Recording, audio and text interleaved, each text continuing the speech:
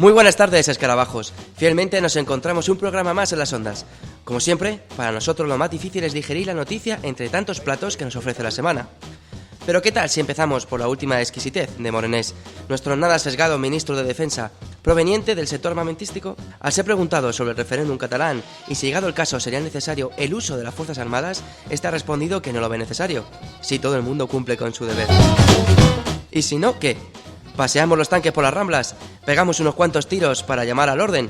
¿Ponemos nuestros dos cojones en el Camp Nou mientras seguimos hablando de convivencia? Porque nos crea la duda de si esto es simplemente un tufillo rancio o una catarsis interna liberadora. ¿Para contentar al electorado quizá?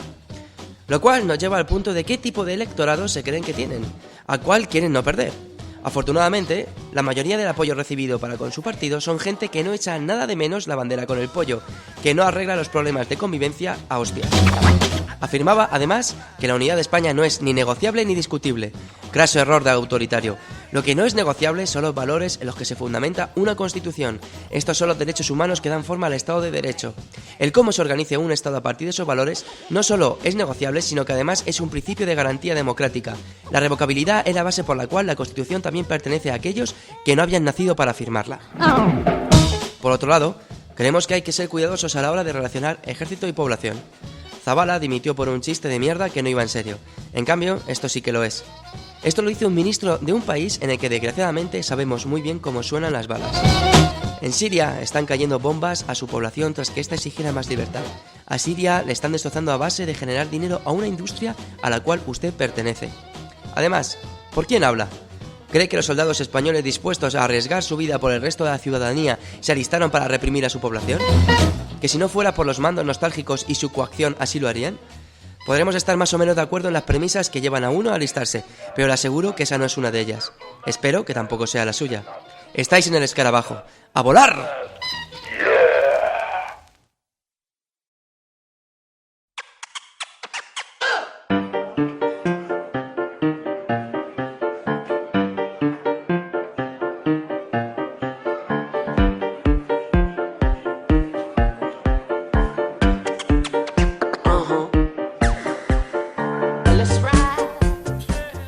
Chicos, pues ya estamos aquí otra vez, menos mal. Contamos con lo de siempre. Adri, bienvenido otra vez, siempre en los controles. Buenas noches, escarabajos. Buenas noches. Manu, que ahora te escucha mucho mejor. Como se nota que el presupuesto del escarabajo ha llegado a tu estudio. Bueno, sintiéndonos en lejanía, quiero estar bastante cerca de vosotros esta noche, así que por eso me he comprado un micro para teneros bastante más cerca. Ya nos irás declarando tus conflictos de interés. Y ahora contamos de nuevo con el grandísimo Solera, que se perdió el primer programa, pero solamente para venir mucho más fuerte. Solera, ¿qué tal? ¿Qué tal, Carlos? Encantado de volver aquí, como siempre. Qué bonito escuchar tu voz. Bueno, chicos, hoy, aunque Solera tiene una voz muy bonita y nos agrada un montón volverlo a escuchar, de nuevo volvemos aquí con voz más triste sobre un tema que nos da desgraciadamente mucha pena. Vamos a intentar hacer un monográfico de Siria, explicar las causas del proceso que está ocurriendo y luego analizar qué está ocurriendo también con el proceso migratorio asociado. Para ello hemos preparado una serie de cosas y esperemos hacerlo pues de la forma como mínimo más digna posible y desde luego sin ningún tipo de conflicto ni interés, como quizá otros medios de comunicación sí que estén haciendo.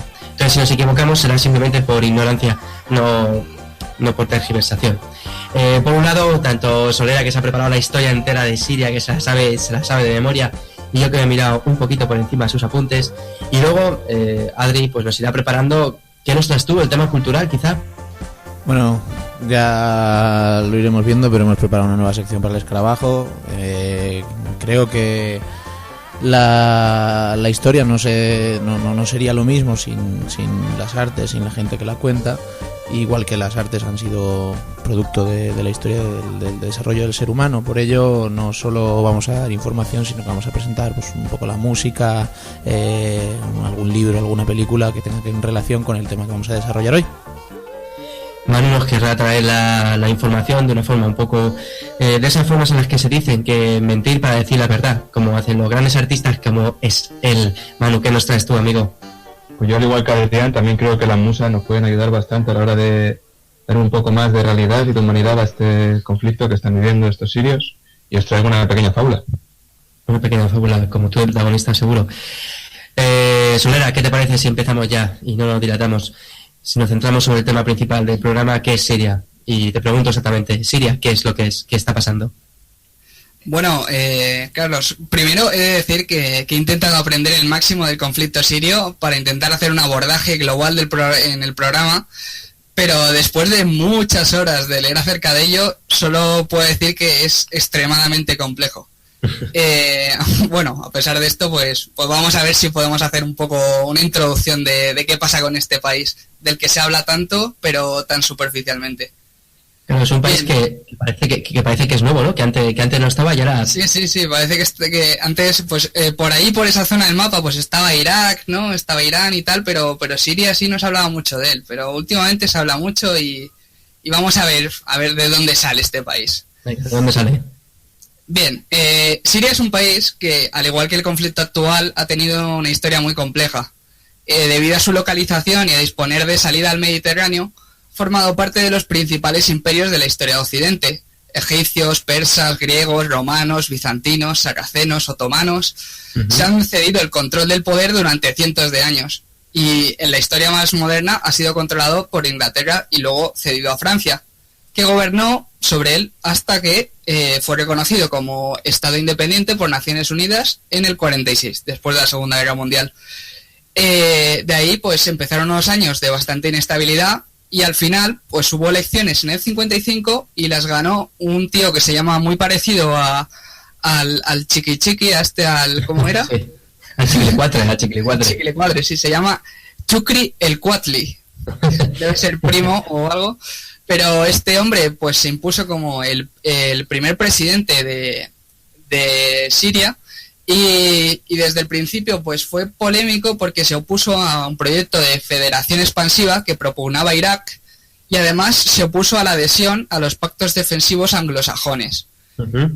Con lo cual encontró un aliado fuerte en la Unión Soviética y sin embargo pues supuso recelos en Turquía e Irak.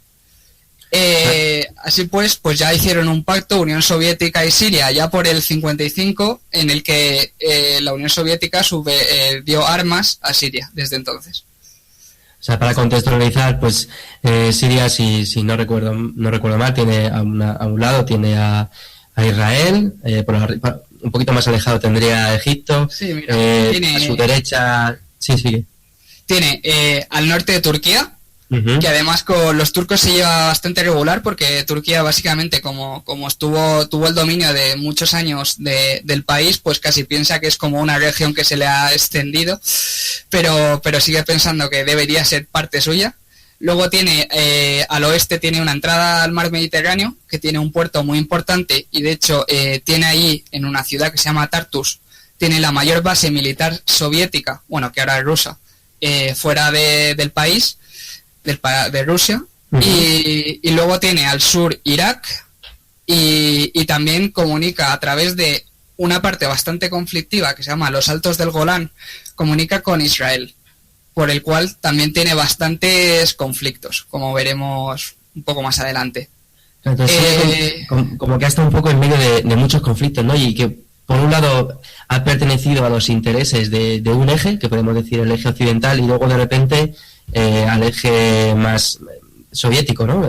Entonces al principio sí que obedecía a los intereses ingleses, justo durante la Segunda Guerra Mundial, y al terminar es un poco ellos también los que le dan la independencia, al final sí. Se la ceden, y luego hay un cambio de gobierno en el cual se cinde ese tipo de pensamiento y se acerca mucho más a la URSS. Entonces deja a Siria una posición un tanto complicada. Sí, el presidente mismo que gana las primeras elecciones durante el anterior gobierno, que Siria estaba bajo el control de Francia, que le había cedido Inglaterra, estaba exiliado en Egipto. O sea, era un hombre que era perseguido por el anterior gobierno. Entonces, claro, pues supuso un cambio en su política bastante radical por aquel entonces. Además, estaba justo Francia ahí y fueron los propios franceses los que lo libraron de los franceses también, porque los que se quedaron en Siria eran los que apoyaban al gobierno de Vichy, el colaboracionista nazi. Sí. Bueno, después de este presidente, pues que estuvo hasta el 70, pues entró al gobierno la familia al-Assad, que llevan el gobierno desde entonces, porque ganó las elecciones Hafez al-Assad, que es el padre de Bashar al-Assad, y se mantuvo en su puesto 30 años, hasta que murió en el año 2000. Y aunque es cierto que se coincide en que durante estos años la verdad es que el país ha evolucionado y se ha modernizado bastante, en parte gracias al dinero obtenido del petróleo, también es cierto que todo parece indicar que tanto padre como hijo, la familia al-Assad, a pesar de declararse que es una república socialista laica, pues han ejercido un control bastante férreo sobre los derechos y libertades de los ciudadanos, sobre todo en el ámbito de la libertad de expresión y de las comunicaciones. Luego también, lo que comentábamos antes de que Siria siempre ha estado entre medio de varias potencias, lo pone en una situación excesivamente compleja, porque por un lado tiene a Israel, que es claramente anglosajona americana, por otro lado tiene a Turquía arriba, que quiere entrar en la Unión Europea como sea, y por tanto obedece a los intereses de Occidente, y por otro lado tenía a Irak, que ahora es nuestro gran enemigo, pero hasta hace poquito, cuando se le apoyaba a Saddam Hussein, era un gran amigo que nos daba petróleo. O sea, Saddam Hussein siempre fue impuesto por Estados Unidos hasta que aquello cambió.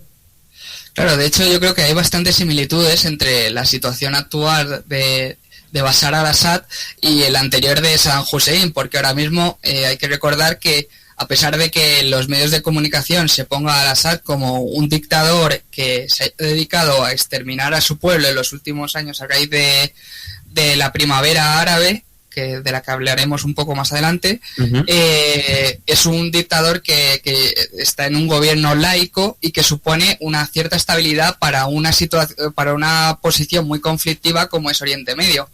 Y de hecho eso se ha visto claramente qué pasó cuando se derrocó a Saddam Hussein y qué inestabilidad ha llevado al país de Irak, que ha supuesto el crecimiento del Estado Islámico, que parece como que haya surgido de la nada, y del crecimiento de un montón de fuerzas radicales yihadistas, que eso no existía con el control de un dictador laico, a pesar de ser un dictador, por supuesto. Si te parece, Solera, antes de empezar a centrarnos más en el Estado Islámico, ¿qué te parece si le damos pie a Adri y que nos cuente parte de esa cultura que nos trae y que nos acerque un poco más al país? Adri. Bueno, pues en este segundo programa de la nueva temporada del Escarabajo tengo el honor de inaugurar sección. No será la más larga ni por ende la más tediosa, pero estoy convencido de que hará las delicias de muchos. Porque la historia ha creado las artes y porque éstas moldean el devenir humano. Porque a veces una imagen vale más que 1000 palabras y otras la palabra importa más que 1000 hechos. Iniciamos en Escarabajo la película, la canción y el libro de la semana.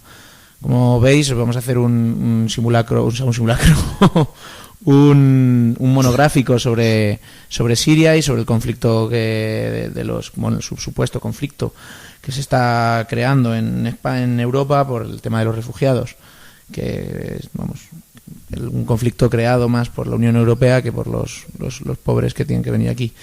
En esta primera parte voy a presentar una película y decir que evidentemente de películas del conflicto sobre Siria pues no hay mucho, lo que sí, y tampoco era la intención, porque nos están dando una clase magistral de historia y de actualidad aquí nuestros compañeros, sino que me gustaría más centrarme en la parte de los refugiados, porque se está hablando mucho en los últimos tiempos, en los últimos días, de Ada Colau, que está aunando las ciudades que van a acoger la red de ciudades que van a acoger a los refugiados. Entonces he estado intentando buscar una película que mostrara la relación precisamente la relación que puede haber entre una persona que acoge a una familia de refugiados o un refugiado. Entonces voy a presentar de la película The Visitor, en la cual un profesor universitario, viudo y ya entrado en años, acude a su viejo y lujoso piso de Nueva York después de 25 años. ¿Cuál es su sorpresa? Cuando encuentra una pareja viviendo en el inmueble. La pareja, un músico medio sirio, medio palestino y una artesana senegalesa, habrían sido víctimas de una estafa inmobiliaria. La furia, sorpresa e incomodidad da paso a un proceso de transformación personal que incluye la acogida de la pareja, los dos sin papeles, el desarrollo de una incipiente amistad entre el profesor y el joven músico y, sobre todo, un enriquecimiento cultural que solo el convivir con personas de lugares, culturas y estratos sociales tan diferentes puede ofrecer. a lo largo de la película se ve como al principio el profesor, que era insoportable, que no hacía caso a sus alumnos, que no hacía caso a sus compañeros, que no tenía ilusión ni siquiera por trabajar. Bueno, vemos como para que se dé esta relación y este cambio en el profesor, el músico tiene que dar todo de su parte, tiene que darle, enseñarle, acercarse a él, porque esta persona rica pues sí que en un momento dado les deja vivir en su casa, pero digamos que no es muy abierto a esa relación, a esa situación de vivir con los refugiados. Es más el esfuerzo que hace el inmigrante por crear un ambiente bueno en la casa. Yo recalcar un detalle que has dicho durante la sinopsis de esta película, y es cómo enriquece culturalmente a este señor mayor la convivencia con el sirio y con la senegalesa. Y creo que puede funcionar perfectamente como alegoría a lo que puede ocurrir a un país cuando, en vez de cerrar las puertas a la emigración, realmente las abre. Creo que ahora mismo en nuestro país no solo creo que es una obligación moral de todos abrir las puertas a estos sirios, que realmente lo están pasando fatal, sino que creo que puede ser toda una oportunidad para enriquecernos culturalmente y que al cabo de unos años esto pueda repercutir también en nuestro favor.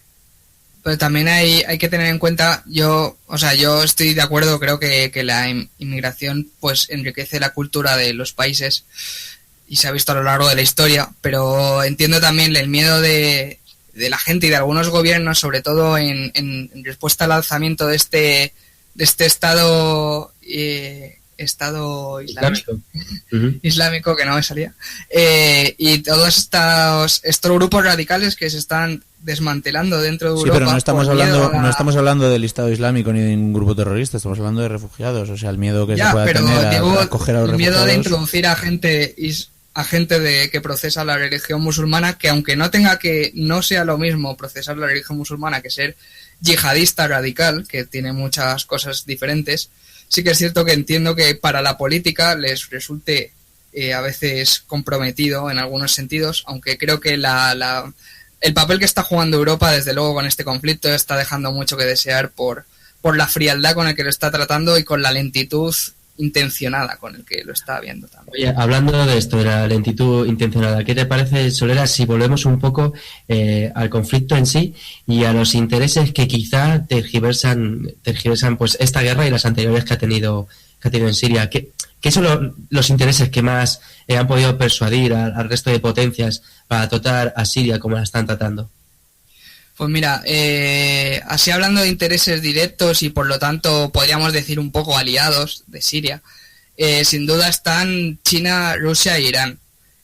Rusia ya ha dicho que tiene su mayor puerto militar, lo tiene situado en Siria, y por lo tanto es un país que le interesa que se mantenga al-Assad en el poder porque tiene tratos militares con él, aparte de que China tiene dos refinerías de petróleo y por lo tanto su trato es más económico. Uh-huh. Y los tres países yo creo que también comparten cierta ideología de evitar la expansión de lo que es el poderío occidental, en cierta manera. La verdad es que, como hemos dicho, la posición de Siria es geográficamente muy interesante, porque el hecho de estar en medio de Oriente Medio significa que si esta pasara a un dominio estadounidense, o no un dominio, sino que cambiara de gobierno y el gobierno fuera afín a Estados Unidos, o a Europa, podría significar un paso de gasoductos o de oleoductos a Europa, que significaría para Rusia la pérdida de ese dinero que ingresa porque la mayor parte de la energía de Europa pasa a través de ellos. Uh-huh. Entonces, por supuesto, tiene muchos intereses ahí, apoyando el gobierno de al-Assad. Respecto a los rivales de Siria, pues está claro que la lista está encabezada por Estados Unidos, ya que desde George Bush, que metió a Siria dentro de su denominado eje del mal, pues claro, pues las relaciones no han sido buenas. También es muy importante la enemistad con Israel, ya que Siria está completamente en contra del Estado de Israel y a favor de la causa palestina, cosa que no se ha dicho nunca en los medios de comunicación. Y aparte compiten por la ocupación de los Altos del Golán, que es una zona geográfica que no se sabe muy bien a qué país pertenecería. Y luego, bueno, pues está la posición de la Unión Europea, que aunque es cierto que pues es una posición no tan enfrentada, al final pues la Unión Europea es contraria a todas las políticas sirias. Así que pues eso lleva a tomarles un papel en contra de Al-Assad, pero a la vez, como he dicho antes, con miedo, porque Al-Assad representa la estabilidad de un gobierno laico en un país de Oriente Medio, y el derrocarlo podría suponer el lanzamiento de un poder islamista radical. Manu, que te he escuchado antes entrecortado. No, es una duda que me ha surgido durante la exposición de Javi. Y era cuando nos estabas hablando de Siria como tal, supongo que te referirías al gobierno sirio. Sí, claro, me refiero al gobierno sirio como cabeza del Estado de Siria. Cuando lo controlaba, porque ahora mismo, si veis el mapa militar, tiene casi la mitad del país ocupado el Estado Islámico. Es una cosa bastante interesante. Antes de hablar del Estado Islámico con Siria, parece un poco como si de repente pudiésemos entender que, bueno, como son árabes, como eso está lejos, como es islámico, pues pueden estar locos y pueden hacer esas atrocidades. Lo vemos como algo casi natural. Si esto pasase aquí en Francia, pues estaríamos ya volviéndonos todos locos. Pero sobre todo, por ejemplo, el hecho de que lo vemos algo natural, como si fuesen una panda de integristas y ya está. Y pongamos el ejemplo de Afganistán, ¿no? Ahora vemos que simplemente pues tiene grandes cultivos de opio, la mujer tiene que ir tapada totalmente, pero esto ha sido hace muy poquito, desde la intervención militar por parte de grupos armados financiados por las potencias europeas, que en este caso ha sido, bueno, pues Al-Qaeda, se ha visto a Bin Laden, todo esto, pero las mujeres afganas hace poquito podían ir en minifalda, y las mujeres afganas podían dar su opinión y podían conducir. Entonces, de repente decimos que la estabilidad se puede deber a ese Estado laico, pero lo que no decimos es que la inestabilidad quizás se deba, o seguro que se debe, al potenciar armamentísticamente a estos grupos integristas para poder derrocar gobiernos en función de los intereses que queramos. Claro, si lo que nos interesa por parte de Rusia es tener o por parte de Europa tener claramente un canal por donde se pueda pasar un gasoducto o un oleoducto, pues ahí hay una serie de intereses que están por encima de la vida y del propio Estado y de los propios sirios, y que nos importará una mierda bombardearlos para poder conseguir nuestro interés económico. Sí, eso se ve clarísimamente, la doble moral de países como Estados Unidos y la Unión Europea, que mientras ahora critican el conflicto sirio y toda la crudeza con la que el gobierno pues hacía represalias en contra de los manifestantes durante la primavera árabe, sin embargo, por ejemplo, no dicen nada de lo que pasa en Bahrein, que es un gobierno que clarísimamente también tiene oprimido a su pueblo y en la misma situación. Sin embargo, como es aliado de Arabia Saudí y Arabia Saudí es aliado de Estados Unidos, pues de eso no se habla. O sea, claramente hay un doble estándar a la hora de valorar las acciones de los gobiernos en los distintos países árabes en función de si te interesa o no quién esté al mando. A mí en esta exposición que estés haciendo de conflicto de intereses me llama mucho la atención el doble sistema de valores en el cual se está imponiendo esta guerra. Me recuerda mucho a lo que ocurría en la Guerra Fría, en la cual se utilizaban términos absolutos para callar cualquier tipo de discurso. Y mediante esos términos absolutos no cabía debate a plantearnos si el intervenir en un Estado u otro podía ser beneficioso o perjudicial para esos países. Únicamente se hacía en favor del liberalismo o en su momento del comunismo. Y creo que actualmente está pasando algo parecido, ya no con los mismos valores sino con otros, solo que en algunos momentos estas grandes potencias se están viendo, por así decirlo, perjudicadas por su propio juego de valores. Si bien en un principio Estados Unidos le podría interesar no derrocar al actual dictador de ahí de Siria, el hecho de que los medios de comunicación salgan constantemente como este dictador estaba represaliando a una población que en su momento decidió alzarse para acabar con la dictadura, y esto le puso contra las cuerdas, y por eso vemos ese doble juego de Estados Unidos, que finalmente ha acabado desembocando en el que el hecho de omitir esa gran ayuda que prestó a otros países para instalar la democracia hizo que se omitiera en Siria y que tristemente desembocara en la erupción del Estado Islámico, como supongo que nos contaréis. Sí, Manu, te quería preguntar, ya que con el tema de los conflictos de interés y de qué manera exponemos a los distintos personajes de una forma en los medios de comunicación, que claramente exponemos, según nos interesa, los ponemos o mucho más malos o mucho más buenos. Por el tema de Palestina que estabas comentando el otro día con el Rototom, ¿te acuerdas? En el programa anterior. Sí. ¿En qué quedó al final la cosa? Pues mira, curiosamente, después de que hiciéramos el programa, aunque luego se emitió en diferido, al día siguiente salió un comunicado en El País, de hecho incluso por el gobierno de Compromís en la Comunidad Valenciana. Creemos que por un error fue apoyado el hecho de la participación de Matisyahu. Y finalmente... Matisyahu. Sí. Matisyahu. Está claro que no sabemos bien el nombre. Este artista pudo participar en el festival. O sea que al final sí que participó. Al final participó. Bueno, pues ya nos centraremos más en eso. Pero, ¿qué os No parece solo que si... participó, sino que de un día para otro el Rototom Samplas emitió un comunicado en el que decía que no dejaban, o sea, vetaban o invitaban a Matisyahu a no ir al festival porque tanto en sus canciones hace años como en declaraciones anteriores apoyaba la ocupación la ocupación de Palestina por parte de los israelitas, y al día siguiente dicen que les vuelven a invitar porque no son ellos quien para hablar para dudar o meterse con la fe de cada uno.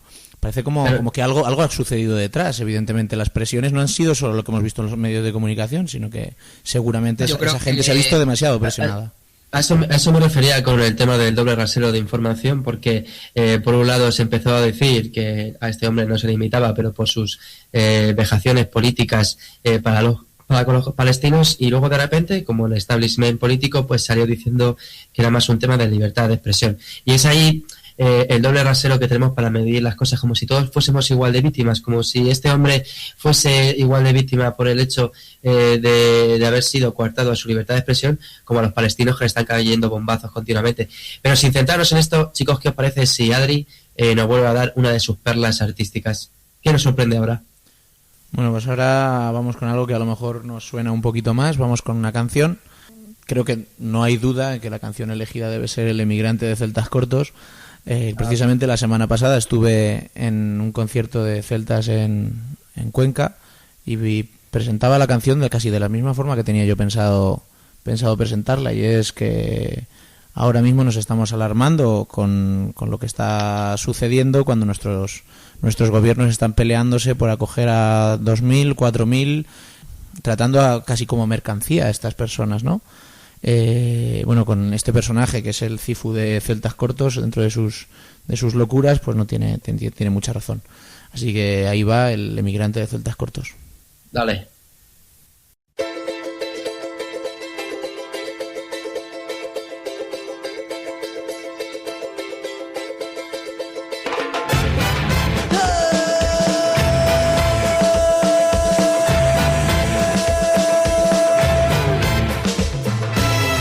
La vida del emigrante, del vagabundo, del sueño errante.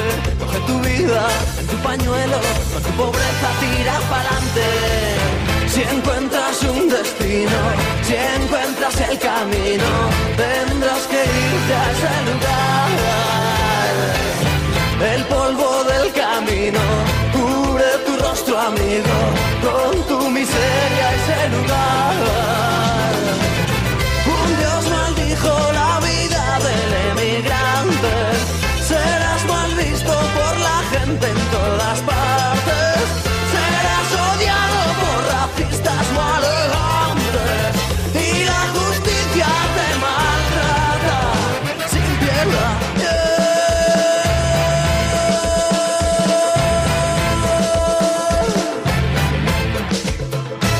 Todos hermanos, todos farsantes, hacen mentiras con las verdades. Buscas trabajo y tienes hambre, pero no hay sitio para el emigrante. Si encuentras un destino, si encuentras el camino, tendrás que irte a ese lugar. El polvo del camino cubre tu rostro, amigo, con tu miseria ese lugar.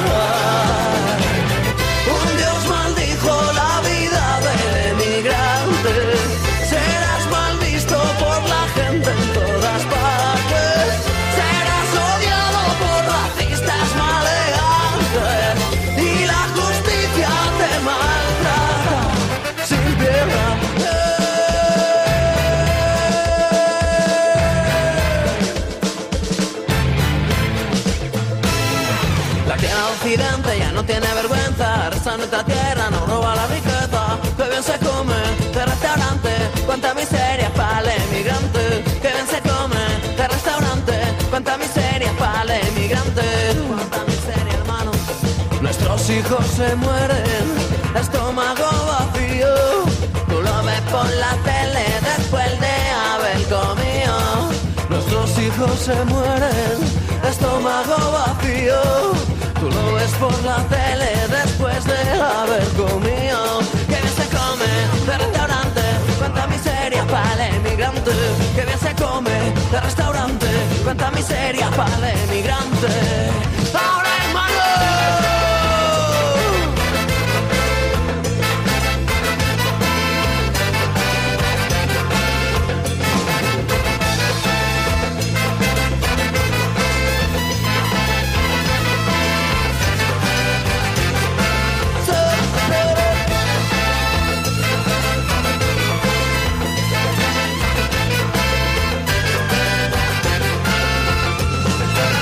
Un dios maldijo la vida del emigrante.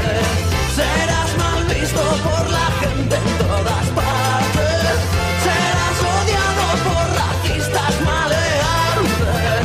Y la justicia te maltrata sin piedad.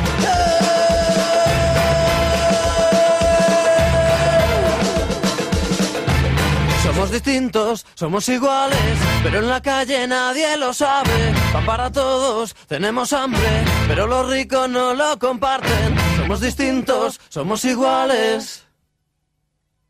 Bueno, ¿qué os ha parecido la canción de Celtas Cortos? Está cojonuda, llevaba tiempo sin escucharla, la verdad. Yo también llevaba tiempo sin escucharla. A mí me parece, me quedo con de toda la canción, me quedo con la parte en la que dice que lo vemos, o sea, lo vemos por la tele después de haber comido. Un poco la memoria selectiva. ¿Cuánto tiempo nos durará el tema de Siria en nuestras mentes? El tiempo que dura en la televisión. Pues mientras interese. Pero bueno, como vamos a hablar ahora del tema de los inmigrantes, me gustaría aclarar algo que ha sonado como un par de veces, pero no tenemos muy claro lo que es el Estado Islámico. ¿Qué es eso del Estado Islámico? Pues Jusia parece el país de nunca jamás. Hay como un sitio, no sabemos dónde está. Solera, el Estado Islámico, ¿qué es lo que es? Pues mira, el Estado Islámico es un grupo que se fragmentó a raíz de Al-Qaeda. Bueno, realmente ellos dicen que no venían de Al-Qaeda, pero básicamente la gente estaba formada por Al-Qaeda y surgió durante la guerra de Irak. De hecho, hay informes incluso que dicen que Estados Unidos llegó a dar armas al Estado Islámico ya que luchaban en contra del régimen de Saddam Hussein. Uh-huh. Y pues básicamente ha ido creciendo y empezó a participar en la guerra de Siria, en la cual ha habido bastantes más datos acerca de cómo se ha estado armando por Estados Unidos y por Israel a este grupo armado para luchar contra el Assad y crear una inestabilidad en el país. Y eso básicamente es un grupo radical islamista. Bueno, es un grupo radical islamista, pero es que se nos vende como si hubiesen surgido de la nada, ¿no? Como si fuesen unos cuantos frikis islamistas que de repente se han hecho con un poquito de fuerza y, hostia, estamos hablando de que cuentan con un ejército, que no es cualquier cosa. ¿Y de dónde sacan este material? ¿De dónde sacan todo esto? Entonces, cuando hablas de la financiación estadounidense o la financiación israelí, me recuerda mucho el tema de Al-Qaeda en Irak, ¿no? Que también estuvimos financiando claramente a Saddam Hussein durante mucho tiempo hasta que nos dejó de ser útiles.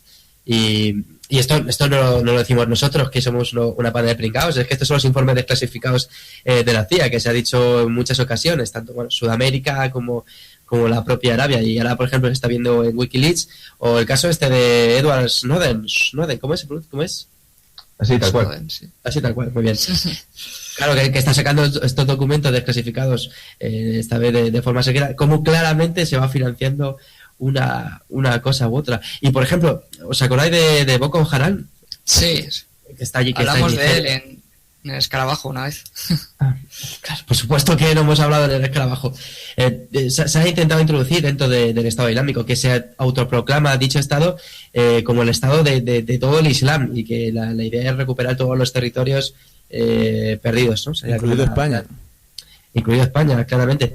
Pero la cuestión no es tanto lo que un tío loco pueda llegar a decir, porque tíos locos hay de muchas maneras. Aquí en España hay gente que todavía quiere las cruzadas, y si el problema no es el tío loco, si el problema es que es un tío loco con muchos recursos. O sea, se está hablando de que reciben unos 2 millones de dólares al día. ¿Cómo coño reciben 2 millones de dólares al día? ¿De dónde? ¿Qué tipo de infraestructuras son las que les están apoyando? Porque estamos hablando de ahora mismo un estado, autoproclamado estado, que es más grande que Bélgica. Sí, sí. Pero que... Y algunos informes dicen que tienen hasta 70.000 soldados armados. O sea, es un ejército realmente grande. Ya no solo las armas o el dinero, sino que ideológicamente todo este Estado Islámico bebe de la escuela religiosa del salafismo, que es la que nace en Arabia Saudí. Y paradójicamente, Arabia Saudí, no sé si os acordáis, pero hace poco Rajoy y nuestro monarca fueron a saludar al nuevo proclamado monarca de ese país. Sí, de hecho, en relación a los ingresos que ha dicho Carlos, que recibían diariamente, había un informe que decía que Arabia Saudí podía estar dando hasta 500.000 millones de dólares al año a grupos yihadistas radicales para producir un avance de esta forma de entender la religión musulmana por Oriente Medio. Y Arabia Saudí, no sé si os acordáis, cuando Zapatero efectivamente no se levantó cuando pasó la bandera americana, cuando la guerra de Irak, pero en la época de Zapatero fue cuando más armas se vendió, y entre otras cosas a Arabia Saudí. O sea, el presupuesto, o sea, la cantidad, la venta, el gasto militar en venta, aquí se multiplicó por no me acuerdo cuánto. Tenemos una vía de AVE que va a llegar hasta tomar por saco por este tipo de acuerdos. Hasta la Meca, hasta la Meca y más allá. O sea que el problema es que cuando se pone el Estado Islámico como eso, como una panda de locos, de hecho se intentó vender durante mucho tiempo como que era un problema doméstico, como que, bueno, pues sí, a partir del 15M sirio, a partir de la primavera, pues Al-Sadr se ha visto que es totalmente un tirano, ha empezado a matar a su población, y de repente han salido por ahí otros locos y se han matado entre ellos, y así estamos como si fuesen cuatro perdidos, y realmente no es así. ¿Se me permite hacer una pregunta? Sí, claro. Sí. Es que estamos dejando de lado una cosa que considero bastante importante, y es cómo esa gente ha sido capaz de captar a tantísima gente. No ya solo gente de Siria o gente de Irak, etcétera, etcétera, sino que españoles. Creo que hoy precisamente David Cameron ha dicho en el Parlamento inglés, ha dicho, bueno, aparte de que van a empezar a bombardear, no, eso lo ha dicho Hollande en Francia, pero ha dicho que hoy precisamente un ataque inglés por fuerzas inglesas ha matado a 2 soldados ingleses del ISIS. Los dos ingleses que se fueron a luchar con el ISIS. Hay una chica italiana que no solo se fue para allá y se convirtió en una de las teóricas del ISIS, sino que convenció a toda su familia. Una chica de 16 años se casó con un sirio y se fue para allá y consiguió desde el extranjero convencer a su madre y a su padre. Pero y como ella, tantos y tantos otros. ¿Por qué? ¿Por qué esa gente tiende ¿por qué se acercan a este ISIS? Puede ser porque no se encuentran... bajo mi punto de vista, seguramente detrás debe haber una falta de confianza en sus estados y al final en todo el sistema en el que vivimos, un sistema capitalista. Yo pienso que si esos países tuvieran unos ingresos, un PIB como Europa, tuvieran unos accesos a recursos, una educación similar, pues obviamente no pasarían estas revueltas a los cuales pues al final hay gente que está pues posiblemente muy quemada con la situación, con su vida. O sea, pensará, ¿por qué me ha tocado a mí esto? Y veo que desde fuera nos juzgan y tal, y a lo mejor ellos están viviendo su vida genial y nosotros estamos aquí pasando sed y hambre, porque otra cosa que nos ha dicho es que en Siria estos últimos años antes de empezar los conflictos hubo la mayor sequía de la historia y se perdieron más del 50% de los cultivos. Es que pensar que Oriente Medio es la parte más caliente del mundo, o sea, es un sitio que hay mucha posibilidad de miseria y de pobreza. Y yo creo que eso influye, claro. Y aparte, pues la política que se ha tenido exterior de cara a estos países también. O sea, esa forma de represión que se ha tenido o de intervención cuando no nos interesaba a los gobiernos que estaban, creo que ha favorecido el radicalismo más puro. Y además una llamada a la gente que hay en Occidente, porque como bien dices, y la situación que pueden estar viviendo ellos, sobre todo gracias a la globalización, si ven lo bien que vivimos en Occidente y lo regular que pueden estar pasándolo, pues se puede entender. Pero cómo se han movilizado muchísima gente en Europa, no solo ya europeos, sino inmigrantes que había ya aquí, se han ido para allá. O sea que ni siquiera estando aquí, o sea, ahora que decimos que colgamos banderas de que welcome refugiados, etcétera, etcétera, gran parte de lo que está sucediendo es culpa nuestra, es por culpa de esta xenofobia que imperante en nuestra Unión Europea en este caso. O como por ejemplo que decíamos en la película anterior, ¿no? O sea, cuando cogen a un inmigrante ilegal en Estados Unidos lo meten en la cárcel y no le dejan ver la luz del sol hasta que lo llevan de nuevo a su país. Eso es toda esa actividad, toda esa actitud hacia los inmigrantes, hacia la gente de otros lugares, favorece que esta gente tienda a reunirse en un lugar o en un colectivo en el que se sientan identificados. Pero es que por un lado, desde luego la desesperación pues hace al final cometer atrocidades. O sea, ¿cómo es posible que Hitler llegase al poder? Sí, ¿le votaron a la democracia? Sí, claro, pero Alemania estaba sumida en la mierda. Entonces, y al final cogieron un chivo expiatorio, los judíos, y entonces claramente se vio que era la miseria la que te hace creer en locos. Y por ello luego es de donde sale este apoyo al estado de bienestar para intentar que la gente no viva en esa miseria, que de ahí surja la rabia y el odio y que te hagan cometer ese tipo de atrocidades. Entonces, claro, por un lado, les hemos provocado claramente que vivan en ese tipo de condiciones. Pero es que, por otro lado, esa rabia, claro, nosotros lo vemos desde un punto de vista muy externo. Si lo están pasando muy mal, hostia, pero es que esas atrocidades, para alguien que tenga un poco de más de afinidad con países alejados en los cuales estén ocurriendo estos conflictos, es que llegará un momento que sea tan sangrante lo que están pasando, que siguiendo a estos locos, al final se unan, porque lo verán como una causa justa. El problema es que lo verán una lucha contra los imperios occidentales que están destrozando el planeta, lo verán como algo justo, y ahí caerá quien caiga. Es la propia desesperación. Hay una cosa que te tengo que decir, Carlos, Entonces, ¿consideramos a esta gente como locos y ya está? A la gente del ISIS lo consideramos como locos. Basta. No hay más que hablar. No, claro, es donde se mezclan muchas cosas. Es que locos habrá, por supuesto, pero igual que te digo loco a la gente de ISIS, te digo loco a George Bush, que es capaz de bombardear un país por su serie de conflictos. El problema es que estos sádicos cabrones al final logran convencer a una gran población fruto de esa desesperación, porque al final has llevado un conflicto. Lo que aquí nosotros vemos como que, bueno, sí, es que van perdiendo sus casas, van perdiendo sus cultivos, no, se les están muriendo sus hijos. Entonces llega un momento en el cual tendrán que luchar contra ello. Y el problema es que de esa lucha, de ese sentimiento de lucha, son estos tipos los que creo yo, se aprovechan de este sentimiento de rebeldía y lo aprovechan para sus propios intereses. ¿Y creéis que incluso puede utilizarse, porque veremos ahora lo que sucede en Europa, si los dejamos pasar a los refugiados y de qué forma?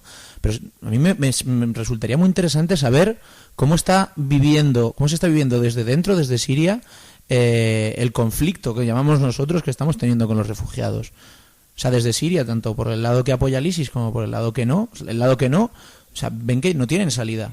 Hay ahora mismo 20 millones de movilizados sirios. Creo que aproximadamente unos 10 millones lo que han tenido que desplazarse desde sus lugares de Siria hacia otras ciudades.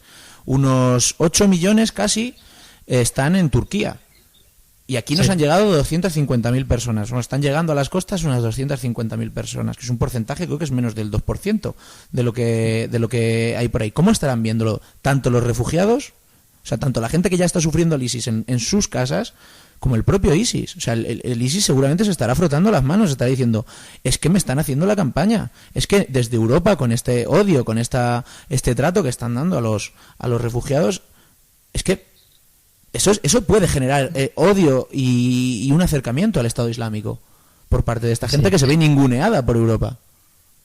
Yo creo que el ISIS está haciendo una campaña de conseguir soldados realmente buena. O sea, de hecho hay reportajes que hablan acerca de la forma que tienen de captar a la gente, que contratan a gente experta en redes sociales, una cosa que, por ejemplo, Al Qaeda nunca supo hacer, que era pues acceder a las redes sociales sin que los vetaran, porque acceden a través de servidores internacionales, se crean cuentas fantasmas, promulgan el Islam extremista, crean vídeos que no sé si habréis visto alguno de YouTube, que los suben a YouTube, y crean trailers de vídeos como si fueran películas al puro estilo hollywoodiense, de ellos disparando, pero disparando de verdad, y haciendo las decapitaciones que hacen en directo, quemando personas, todo bajo la bandera de somos una fuerza que está luchando por nuestra religión, pero desde nuestra, con fuerza, y estamos ganando la guerra. Yo creo que es una forma de llamar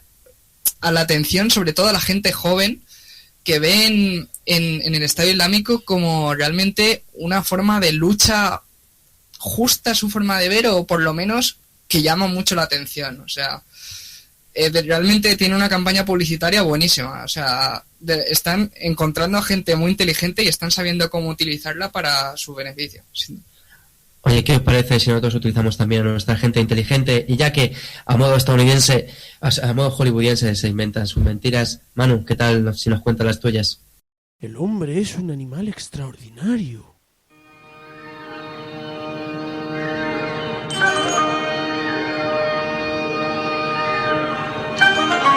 Respecto a la fauna piscícola o ictiofauna, la carpa, el carpín, el alburno, el pez gato, el barbo común y el lucio, la gaviota reidora. La habilidad que tengo, que es la de absorción de 1,5 litros de agua de un solo golpe por vía anal. ¿Usted de verdad se cree que nosotros vamos a falsear una firma, aunque sean de gaviotas reidoras? Lo siento mucho, me he equivocado y no volverá a ocurrir. De fábula. Esto lo hace muy poca gente. Pues yo, ya que me habéis estado hablando de animales, pues ¿por qué no yo hablaros de los míos? Y yo venía a hablar hoy de Yuri y de Leila, que son dos Phoenicopterus. ¿Dos qué? Phoenicopterus, esto es flamencos. No flamencos de los de guitarra y olé, sino esas aves rosadas migratorias. Entonces os comento la historia de estas dos aves.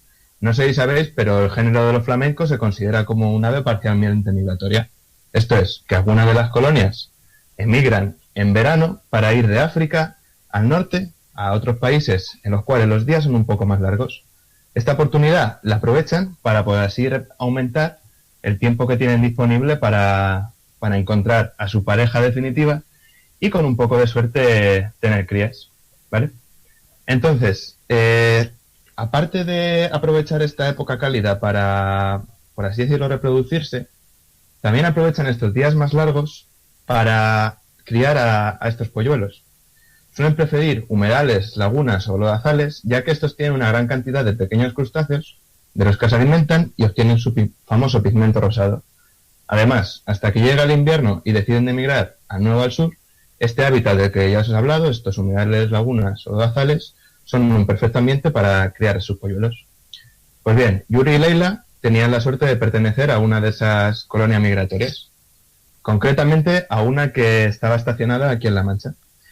Sin embargo, en el transcurso de estos últimos años, estas dos aves habían visto, como ya fuera porque se habían secado algunas de las lagunas por el cambio climático, o bien los sitios donde solían emigrar se habían construido edificios ya debido al boom inmobiliario que había tenido lugar en nuestro país.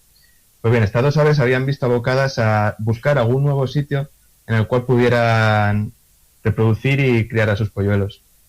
Y este nuevo sitio no era bien conocido por ellas dos. Si bien habían tenido alguna oída de que era un sitio favorable para la cría, no estaban muy familiarizadas con el ambiente. Lo que estas dos aves no sabían es que este sitio era muy propenso a las lluvias torrenciales en verano. De esa forma, este pasado mes de agosto, no sé si sabéis que una de las famosas gotas frías que tuvo lugar en nuestra comunidad acabó con la vida de centenares de estos rosados pájaros. Y bueno, quería llevar esta fábula un poco a colación aquí al estudio, porque si bien Todavía no se sabe quién fue el culpable del fallecimiento de estas aves, si fueron estas aves por decidir emigrar a este sitio y fue culpa de su desconocimiento, si bien fue culpa de los inversores inmobiliarios que habían decidido construir en este lugar, o culpa un poco más extensa de toda la humanidad por fomentar este cambio global.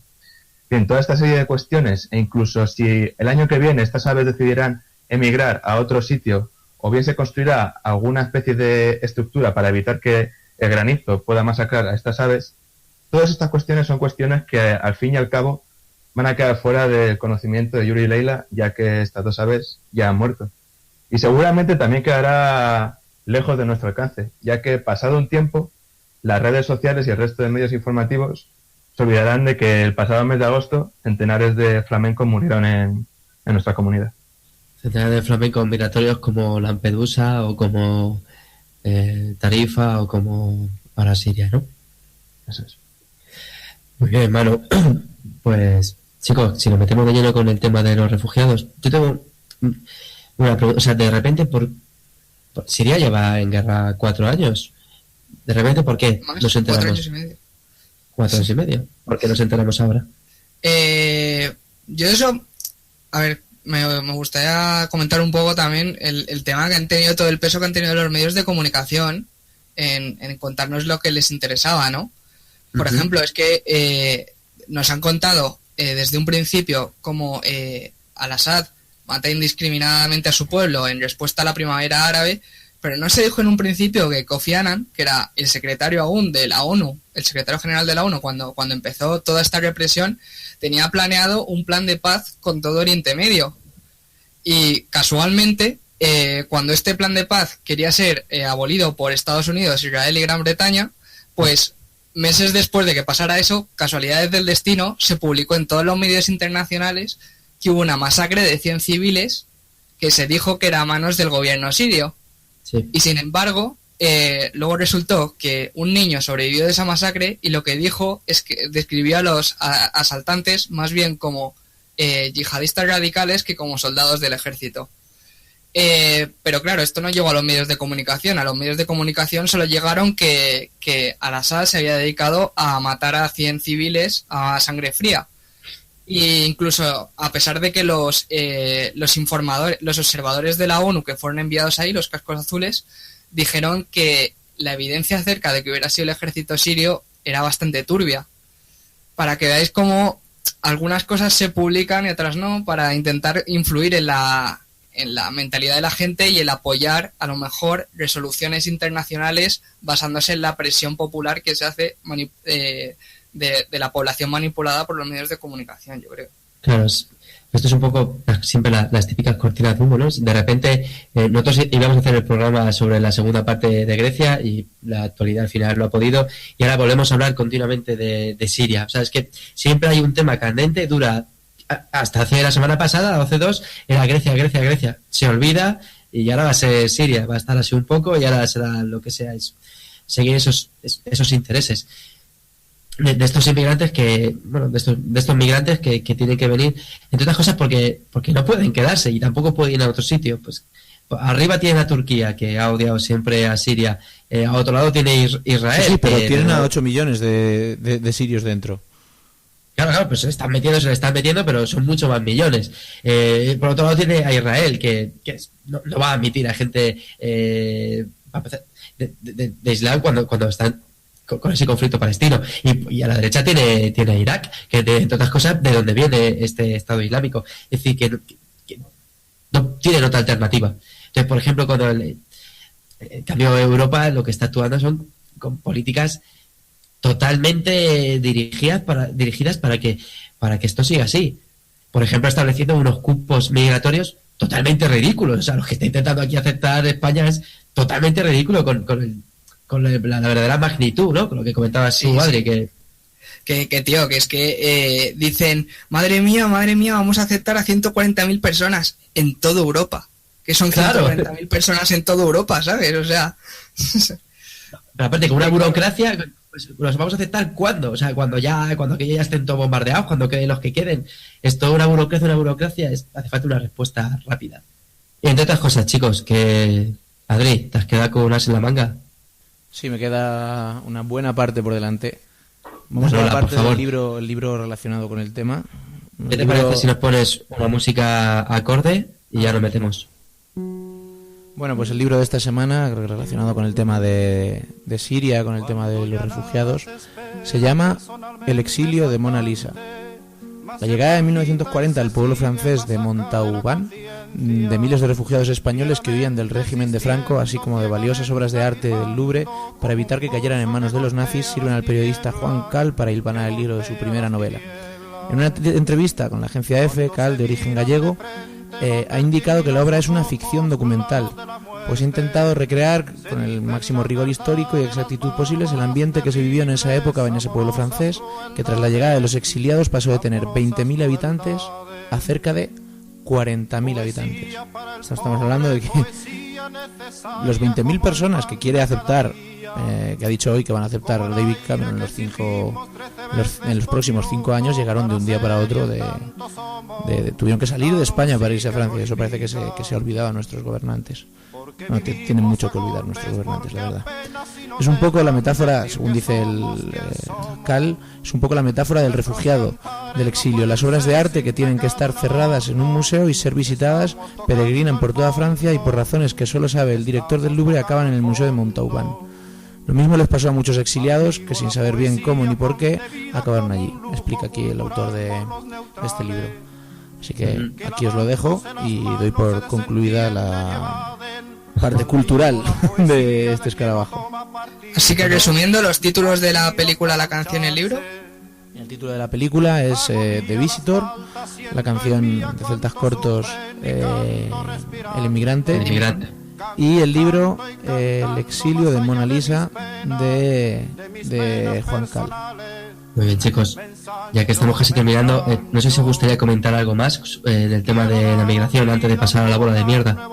No, yo creo que vamos de lleno con nuestra bola, ¿ok? Chicos, pues vamos, música, por favor, de bola de mierda. Adrián, acción. Muy bien, chicos, pues la bola de mierda, para aquellos que todavía no lo sepan, son esas noticias candentes que nosotros amasamos tiernamente y que nos, por algún lado o de alguna forma, nos llenan de ira y se las lanzamos a los personajes que nosotros elegimos o que han sido protagonistas de dichas noticias. Entonces, ir preparando mentalmente vuestra bola de mierda porque vamos a ello. Manu, comienzo contigo.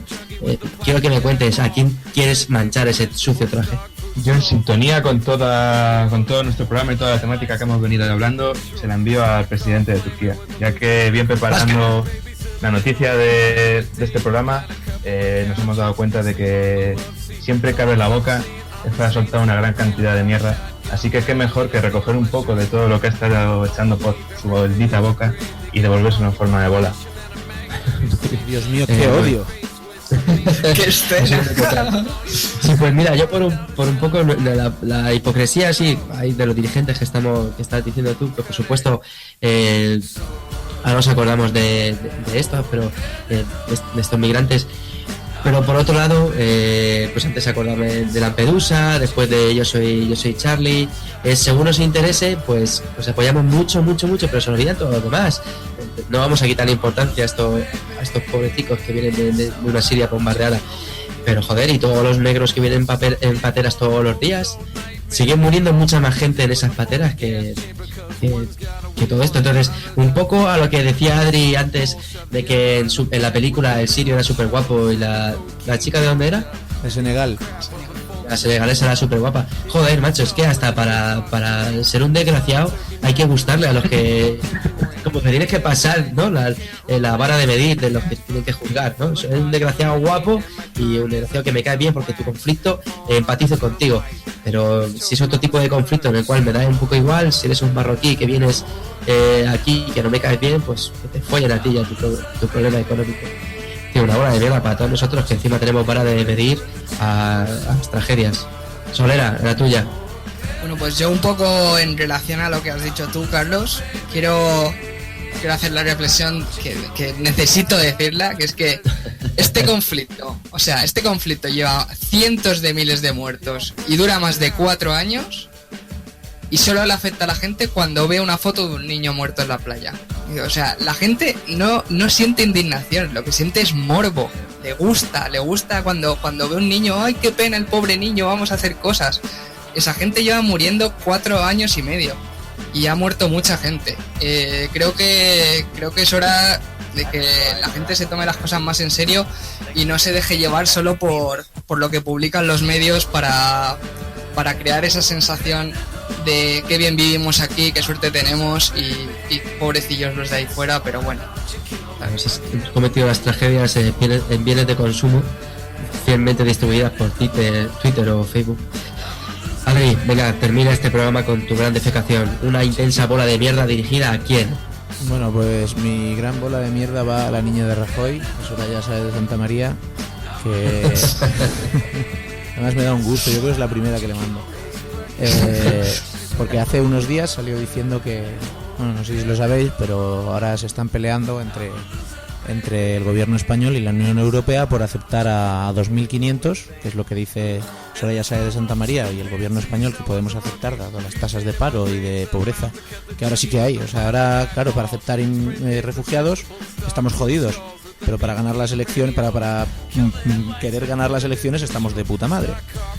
Pues se están peleando porque la Unión Europea le dice a España que tiene que aceptar a 4.500 refugiados y ella, el gobierno español, dice que nada, que solo llegan a 2.500 cuando, por ejemplo, he escuchado esta mañana en la radio a Accent. Por cierto, la gran mayoría de los...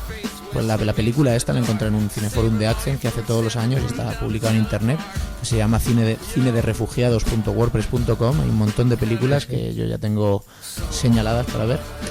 Pues esta mujer representante de Accent dice que sin pasarnos, o sea, sin ser un número descabellado, que se podría aumentar, han hecho un cálculo de que podríamos aceptar unos 16.000 refugiados.